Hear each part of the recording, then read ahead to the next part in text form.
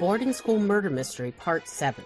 Previously, in Boarding School Murder Mystery, Gwen tried to start her Friday with a cozy sunrise prayer by Whisperen Lake, except the lake was blanketed in soup-thick fog, and the only person she found wandering around was muttering to himself was Mr. Grumpy. She decided to skip the prayers, priorities coffee, and enjoyed pancakes alone, dodging the prefects' laser eyes like a stealthy ninja. Classes were fine, except Mr. Grumpy was missing. Mystery. Rain subbed, and she learned something suspicious. The little skiff by the picnic table had vanished. Dinner? Tragic. But at least Mrs. Himati made her feel like maybe Whisperen had some good humans hiding in it. Chapter 7. Whisperen's Missing Man by Glory Fink. Dear Diary, I got to go into Whisperen Lake Township on the school bus to go shopping at the mall and the grocery store on Saturday morning after breakfast. Talia, the dorm assistant, gave me a tour of the grocery store, so I was able to pick up freshly ground coffee, hallelujah, along with a Melita pour-over cone, filters, coffee creamer, some sugar, and a cute little Hello Kitty and Keroppi frog mug. I also bought a small dorm-approved electric hot water heater, so I can make coffee in my dorm room. Caffeinated relief. I also picked up some candies and chocolates to share with my dorm mates in the hopes of making new friends. Friendship bait, basically. There isn't much to do on Sunday afternoons at the academy, so I wandered around the dorm and campus with my bag of goodies, offering some to anyone I ran into. Seema introduced me to her friend group and gave me a lovely tour of all these semi-secret places they like to hang out. Sunday evening, I was invited to chip in a few dollars for pizza delivery, where I was introduced to a Canadian delicacy, pineapple and bacon pizza. It was surprisingly tasty. That's also how I met Lavelle, a sweet boy from Alaska who lives deep in the woods there.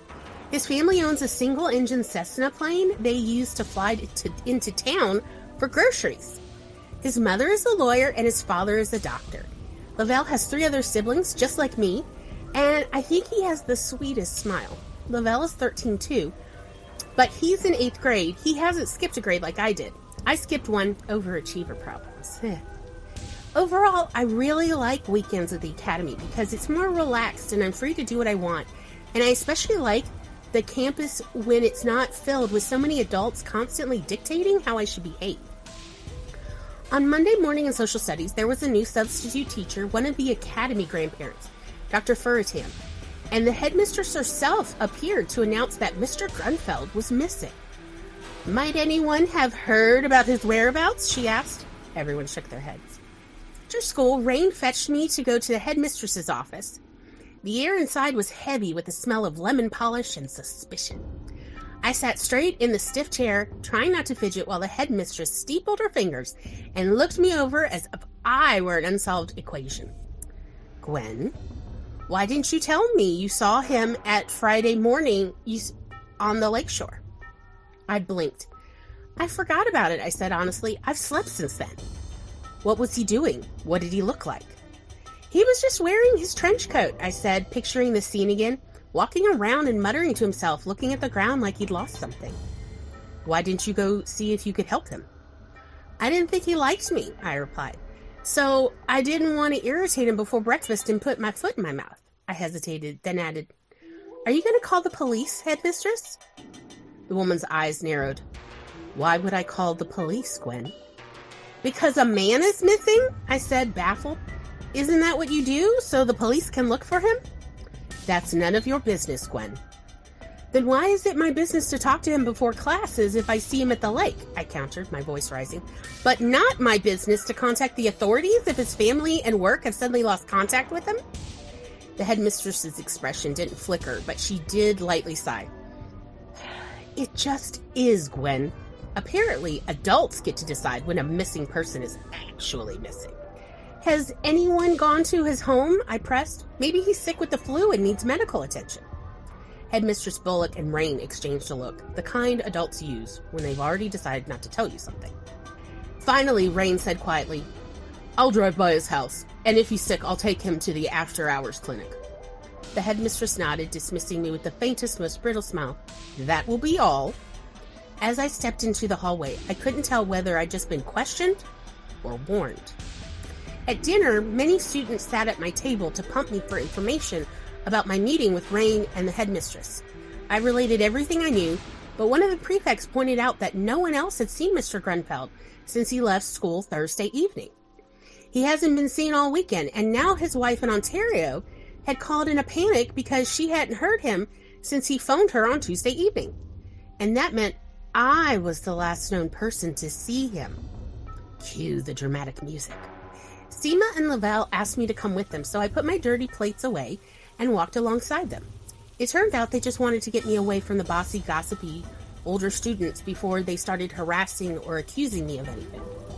The three of us took a nice stroll around the campus and out to the lake. Lavelle asked me where I had seen Mr. Grunfeld, so I showed them. Afterwards, we all went back to the dorms to gather our homework. Since the boys are only allowed in the common room of the girls' dorm, that's where we gathered to study together. Several of Seema's other friends joined us, forming a small study group, partly for homework, partly to protect me from potential bullying. Things went smoothly. It's nice to have new friends. Ever faithfully yours, Gwen. Next time on Boarding School Murder Mystery, the Canadian police show up and, spoiler, they are definitely not Mounties. No horses, no dramatic redcoats, just a lot of paperwork and skeptical looks. Meanwhile, the skiff is found, the lake gets dragged, and Gwen starts wondering if the whole town has a secret it's not telling her. Expect wet shoes, soggy clues, and Gwen overthinking everything as usual. Thanks for tagging along with Gwen in Chapter 7. From weekend coffee runs and pineapple pizza diplomacy to accidentally becoming the last known witness of Whisperen's missing man, Gwen's small adventures just got a lot bigger. It turns out that speaking up, even when adults tell you not to, might be the bravest and most dangerous thing she's done yet. Next time, clues surface, friendships deepen, and Whisperen Lake starts whispering back. Catch Gwen's Chaos and Sadie Cohen Bounty Hunter 2 wherever you get your podcasts, Spotify, Apple, YouTube, and beyond. If you've ever tried to keep your life together with nothing but caffeine, sarcasm, and a prayer, you can tap the heart button, leave a comment. Gwen will absolutely overthink it while trying to fall asleep, or even toss a coin in the snack fund. Haunted Loonies welcome on Ko-fi, Venmo, and Cash App. Your support keeps indie storytelling caffeinated, chaotic, and just haunted enough. Stay tuned for Chapter 8, Where Are the Mounties When You Need Them, at Glorious Magazine, gloryfink.substack.com, and stay connected with the Coffee Bunny Crafters Cafe. Subscribe for cozy chaos, creative magic, and behind-the-scenes updates at coffeebunny.substack.com. And you can find me, Glory Fink, at Glory Writes the Blues on social media on Blue Sky, Instagram, YouTube, Twitch, Facebook, TikTok, and Threads. Thanks for listening, and I will see you next time. Goodbye!